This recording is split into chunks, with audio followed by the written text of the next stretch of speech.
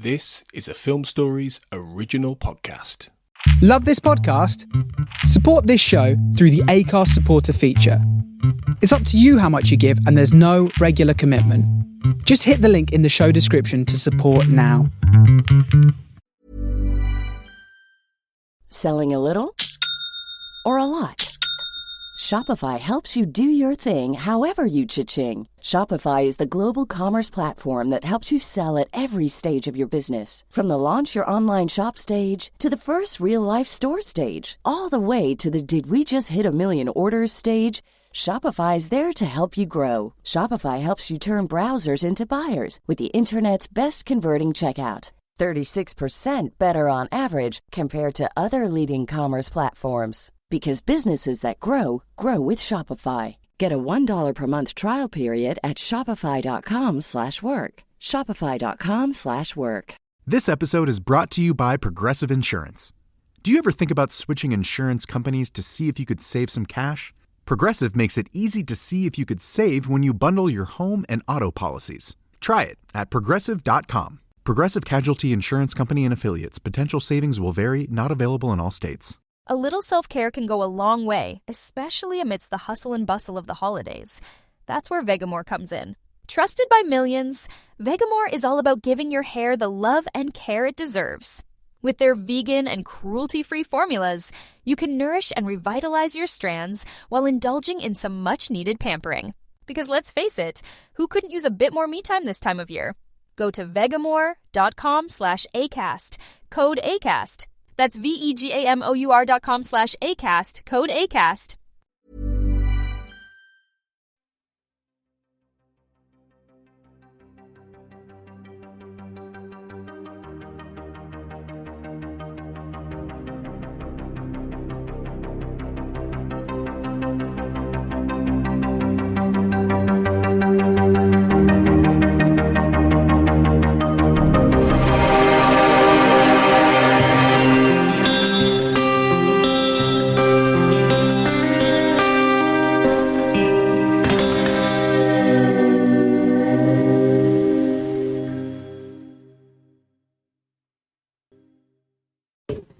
And of course, you said about being interviewed by people who haven't read your book, which is something I never do. I very rarely interview people having not read the book, but in this case I have.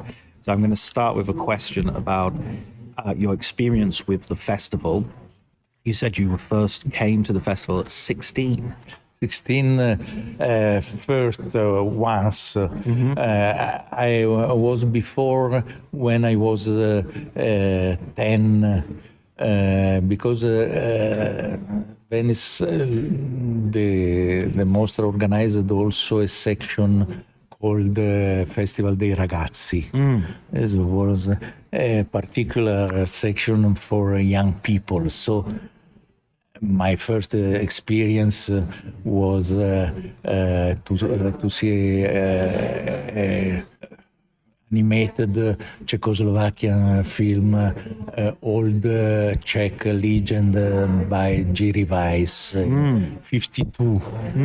And after the first emotion here was to see a title of Erich von Stroheim, Blind Housebands.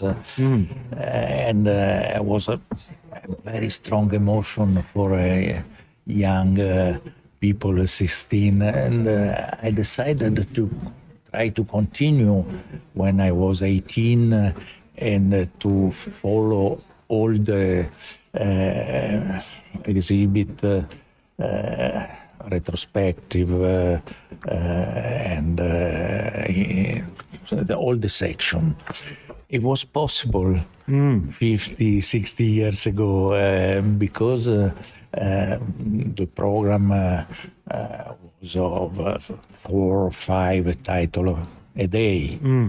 So you could watch the whole program. All the program for 10 years was possible. Right. Starting from the 18 was impossible because they changed the program and increased and was 100 titles, 150 titles. So you have to decide what was better or more interesting. And I started to teach to the university, and so I was more interested to the retrospective, to the history of the cinema. And here, for many, many years, I had the possibility to discover Soviet cinema, Japanese cinema, Swedish cinema, American cinema, French cinema.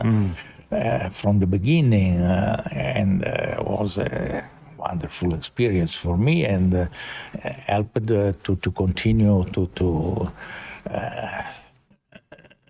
know the history of film. I try to study and to know the general history of cinema. And here I was obliged to come here.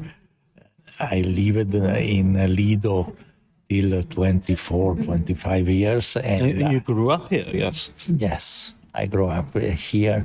And when I finished my study at the university, I started to teach in Padua. And very soon I started to teach cinema, very, very soon. And so this festival was very important in my life, and maybe I decided my career, what I want really to do in my life, thanks to the Lido. Excellent. And so the festival's kind of like a university in itself. It sort of teaches you Yes. even as you're going ahead. It's true. You had the possibility to see the contemporary cinema and to have a very large point of view on cinema all over the world, and in the same time to have this retrospective that introduce to a very particular moment of the history of the American cinema, of a big, very important director, or unknown cinema of Japan, or at a certain moment we had the possibility to see the Chinese cinema at the beginning of the 80s. And this was very, very important. And at a certain moment, I started to conduce my students here, because the mostra opened to the students from the 80s, from the beginning of the 80s. And so the audience, the public changed in a very evident way. It became more a broader audience. Broader and very young, and with the eyes open to the passion of cinema. And so from the very little audience of the beginning of the 60s, with the audience very distinguished, at a certain moment with a director like Lizzani at the beginning of the 80s, you see an enormous audience that came to participate to the film of Spielberg, Indiana Jones, Alien, and to the film of enormous success. And so we had the possibility to follow all the changes of the history of cinema, on the audience, on the narration, and on the instruments, the platforms. So in writing the book, being so close to the festival as a sort of lived experience yourself, when you were writing the book, did you discover some stuff that was, for you, a really big surprise? What was your sort of biggest surprise in your research? Big surprise for me that I studied Kubrick was to discover that Kubrick was in 52 invited to exhibit, but not in competition. And no sign in the volume, in the edition of the Biennale give this kind of information. I found in a recent biography, American biography on Kubrick, that it was present. So I made a research in the archive. I was not sure to find, and we found a receipt of the destined to Kubrick in New York of this title, and after we discovered 5 letters. Of the director Antonio Petrucci, on the distributor, American distributor, and of Stanley Kubrick, was 23 years, and wanted to know the reason for which he was not included in the competition. Right, he wasn't happy. He wasn't happy, and he asked what it means, length and character. The 2 reasons for which. And the film was an hour, 5 minutes of lenses. It was not normal. And I think I have no real answer. I think that the commission of selection had the difficulty to understand if it was a documentary or a fiction film, to decide what. So they decided that it was better to final destination was a festival of cinema scientifico-didattico. So this was Killer's Kiss then, the film? No, was Shape of Fear. Oh, right. Fear and Desire, I think. Fear and Desire, the final title. Right. Oh, that's fascinating. What a fascinating discovery. It was a wonderful like a research in your heart. It's like, oh. Because I never imagined, I never heard of this, and this recent book that explored the archive of Kubrick found this, but not here. Apparently here, but now is a good sign of the perfect function of the archive to found to be able to get it.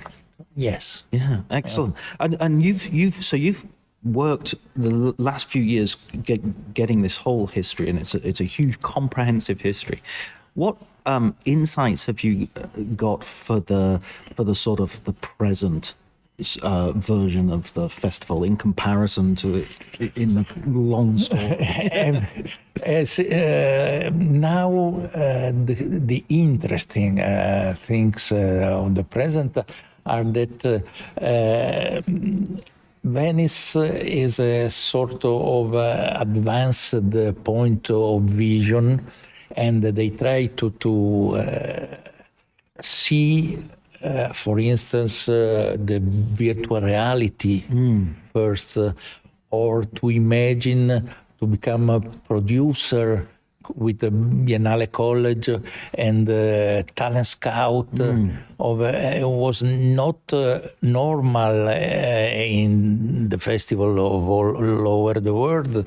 And this is possible because La Biennale had the possibility to imagine a thing like this, or the other point very interesting for me is the courage to include the platform in the program. Cannes is not again sure to open to Netflix or thing. Here, not only they are present in the competition, but they obtain the prize. They won, yeah. Roma of Quaron was a great film, but produced by Netflix. And this seems to me the possibility to live this moment of transformation of the crisis of the vision in the theaters, but a place like Lido and Palazzo del Cinema continue to maintain the sense of the sacrality of the place. So in comparison, you were saying earlier on in the press conference that that Venice used to be the leader and then Cannes overtook in the 60s and 70s. Do you think that Venice is now the leader, or do you think it's Cannes, or do you think it's neck and neck? I don't know exactly, but Venice seems in good situation now in the ranking, international ranking is not in fifth or sixth position. It's a very good situation as again leader, and what I appreciated in this election is I'm sure that try to see all the production in the world for this final selection, and the opening of the view is very important for me, and it is the selection is linked to the single people. Explaining football to the friend who's just there for the nachos? Hard. Tailgating from home like a pro with snacks and drinks everyone will love? An easy win.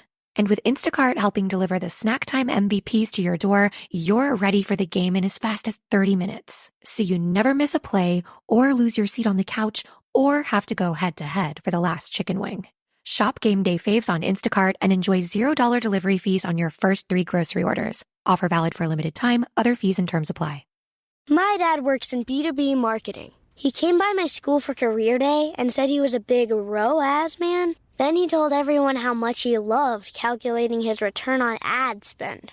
My friends still laugh at me to this day. Not everyone gets B2B, but with LinkedIn, you'll be able to reach people who do. Get a $100 credit on your next ad campaign. Go to linkedin.com/results to claim your credit. That's linkedin.com/results. Terms and conditions apply. LinkedIn, the place to be, to be.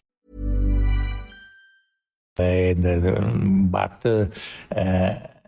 they are very conscient, informed on they have an enlarged view.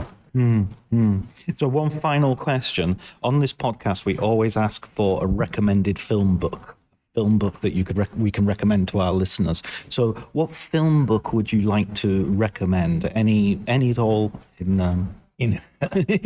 on cinema that you would give someone and say you've got you've got to read this? There are so many books. Again, André Bazin, for instance, Robert Sklar, or the book on, there are many books on Renoir, on Hitchcock, not one single book, but if you like cinema, you have to start from the book of Kevin Brownlow or Bordwell and Thompson in English version, and started to have an enlarged vision, and after not the author too much linked to the university, you must have also the pleasure of the book and to be certain that all the information are controlled. Correct. Yeah. Correct. Yes. Thank you so much, Professore. Grazie. Thank you very much. Grazie. That was... Questo era fantastico.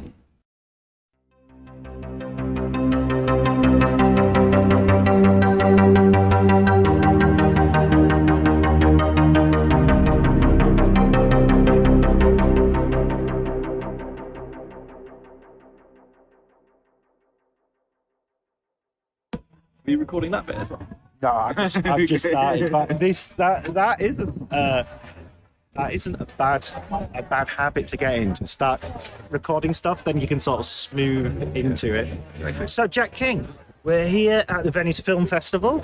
We're on a terrace, the Campari terrace, in front of the casino, as it's pronounced in Italian, because casino means shit show in Italian. Yeah. So it's very important, the intonation, casino, rather than casino. Well, it's welcome, actually, that Venice has not been a shit show this year, apart from like the first couple of days of booking that everybody was up in arms about. Other than that, it's been wonderful as always, you know. What are your picks of the festival so far? I knew this was going to be a question, which is why I should have better prepared. I've warmed so much on Tar. I think Tar kind of got short sticked a little bit because it was the second film that I saw, and it was I don't think it played on the opening day. Did it play on the opening evening? So, and it's the thing, like it's so great, and in retrospect, I would put it up in my top 2, my top 3 at least. But when I first saw it, I was like, I kind of needed to see more to kind of like get a more relative sense of what else is on offer. And it was also just something that retrospectively kind of warms on you and sticks with you so much. I have the same relationship with The Whale. I think The Whale, as divisive as it is proven, to say the least, is something that really, really sticks with you. And the ideas really broil and linger. So those are the two that have really stuck. I really loved Bones and All. I think Bones and All is the number one because I am Guadagnino pilled for my sins. And I was a big Timothée Chalamet agnostic after Call Me by Your Name. I think I've seen every film he's done post Call Me by Your Name at least, which is like it's like 8 movies, you know, based on his little sliver roles and stuff like Little Women and Beautiful Boy, and Beautiful Boy was his lead after Call Me by Your Name. But he kind of I think he went quite downhill with Beautiful Boy. The script didn't service him at all, nor Steve Farrell, but like wasn't as nearly as good as the promise he showed in Call Me by Your Name. And then films like, you know, like the part that he had in Lady Bird, the part that he had in Little Women, kind of playing the same, I hesitate to call it an archetype, the same trope. You know, he's playing a fuckboy, but with variations on the kind of fuckboy theme.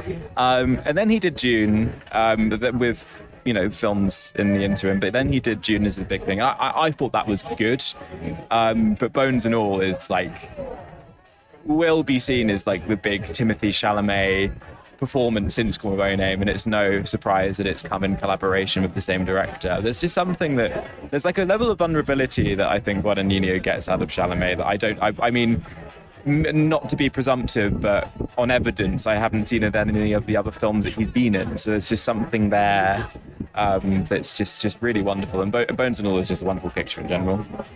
Was that your favourite film to write about? Yes, 100%, because there's so much to talk about.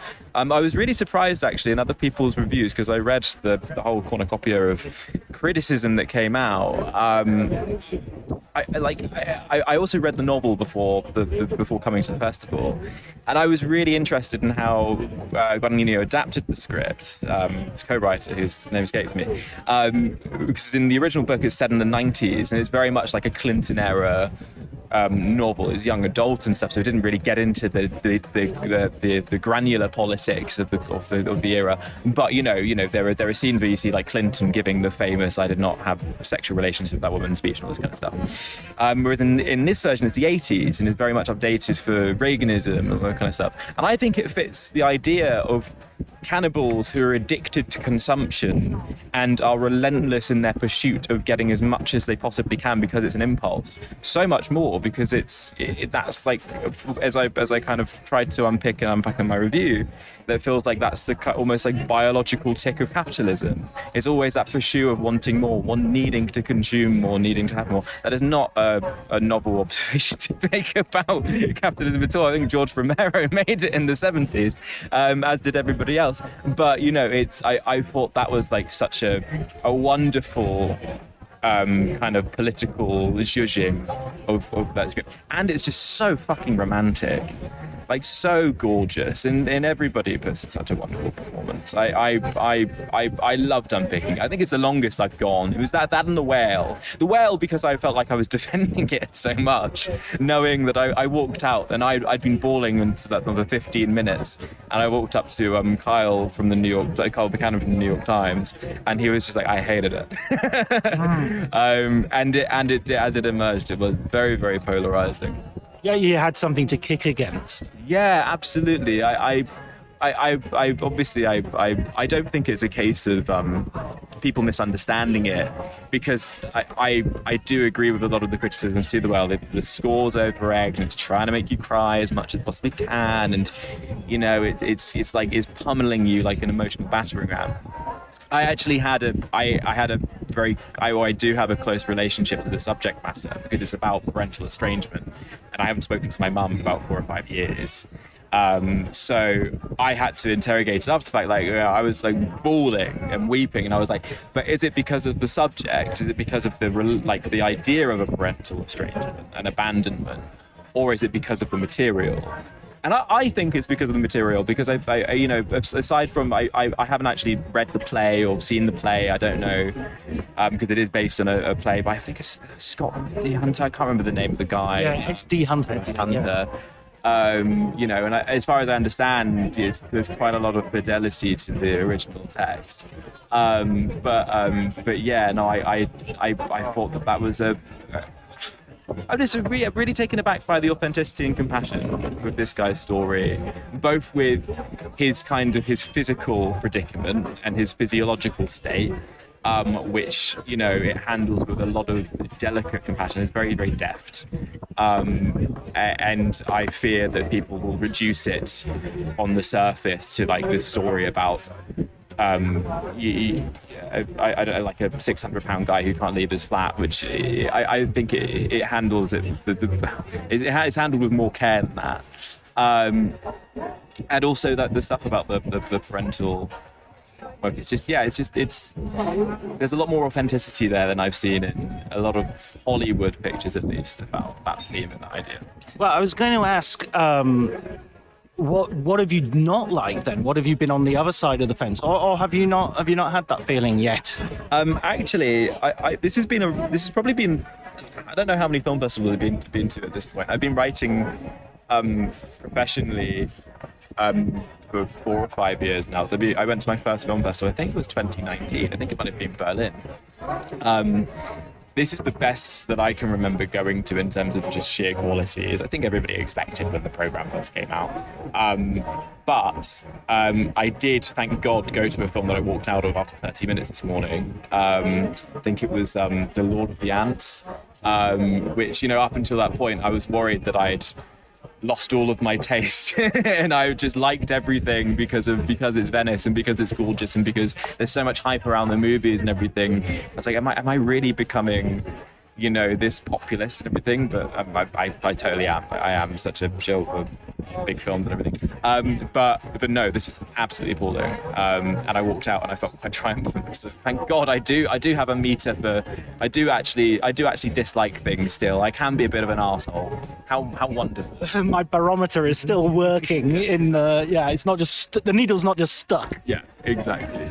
The Lord of the Ants is an Italian film by Gianni Emilio, and it's about the Bribanti case. Aldo Bribanti, who was it's kind of an intellectual poet, theatre writer, and he was tried. I mean, the history is really interesting. I agree with you. The film was no great shakes, but he was tried under a law called plagiarism of the mind, because Mussolini and the fascists wouldn't admit that there was such a thing as homosexuality in Italy, so they didn't actually have a law against it in the books, and they had to sort of convert this law in the 1960s, this is, to prosecute this poor guy and send him to prison. It's a very slow-paced, serious, Poe-faced, kind of miserablest version of gay sex as well. I mean, there's barely a kiss in it, I don't think.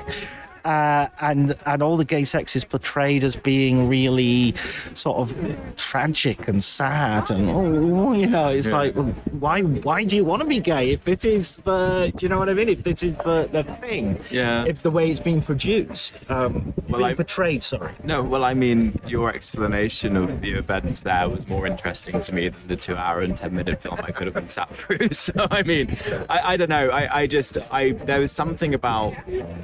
It's the kind of thing that should really grip me. I didn't know the context of the story before I walked. It was kind of a blind watch. So it opens. I think the first 5 minutes you get like they're all it's in the mid 1960s, and it's very sumptuous set design, and it feels very credible as a period piece. But then you're introduced to the two main queer characters, or as far as I can understand, having seen it 35 minutes of it. So you see the central subject, and then his kind of much younger muse, and they're having a conversation where they're just exchanging lines of poetry. Yeah. And I was just like, this is so Italian. This is, and so I love Italian cinema, as I've literally just said about Bones and all and everything, but it's just so, I found it so annoying and so grating. And then very quickly, like I guess the central subject isn't likable in the slightest. He's really, really annoying. He's just going like the ants metaphors and allegories, because he has an ant farm, and the ants are trapped within the ant farm, and blah blah blah blah. Just really, really kind of grating, and pretentious, and it's it's the kind of thing where, like, within the first 15 minutes the characters are evoking philosophers, and speaking in like really stunted and unrealistic ways, which might otherwise work, but here it really doesn't. And the closest emotional sort of scene, the biggest pathos, is reserved for his mother. Right. It's his mother who has suffered. Is it? Yeah, it's his mother who sort of, spoiler, dies at the end, and so it's just, I mean, how Italian is that? Sorry, the mother of Briabanti, of the older guy. Okay, yeah. Not the mother who puts her son into conversion therapy. No, she's a wicked mother. But it's all mothers. Totally. When it comes down to it, it's all mothers. Italy is all mothers. Oh, man. Right, listen, we're going to have to do a part 1 and part 2 of this conversation, because I've got to run off and see Kimchi Duck. Okay. But so we've had your what's great and what's not so great at the festival. I'm going to talk to you later on for the book and the author. Okay. Yeah. Okay. Here. See, we're too interesting. We just can't stop ourselves.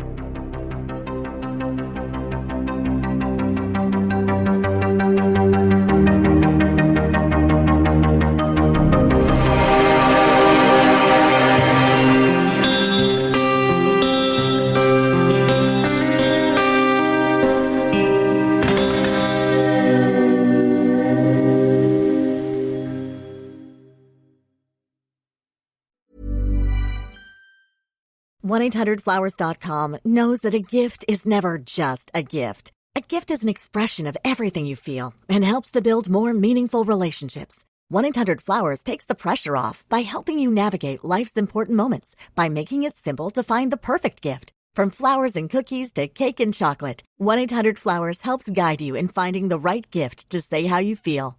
To learn more, visit 1-800-Flowers.com/ACAST. That's 1-800-Flowers.com/ACAST. This episode is brought to you by Progressive Insurance. Fiscally responsible, financial geniuses, monetary magicians. These are things people say about drivers who switch their car insurance to Progressive and save hundreds. Visit Progressive.com to see if you could save. Progressive Casualty Insurance Company and Affiliates. Potential savings will vary, not available in all states or situations. My dad works in B2B marketing. He came by my school for career day and said he was a big ROAS man. Then he told everyone how much he loved calculating his return on ad spend. My friends still laugh at me to this day. Not everyone gets B2B, but with LinkedIn, you'll be able to reach people who do. Get a $100 credit on your next ad campaign. Go to linkedin.com/results to claim your credit. That's linkedin.com/results. Terms and conditions apply. LinkedIn, the place to be, to be.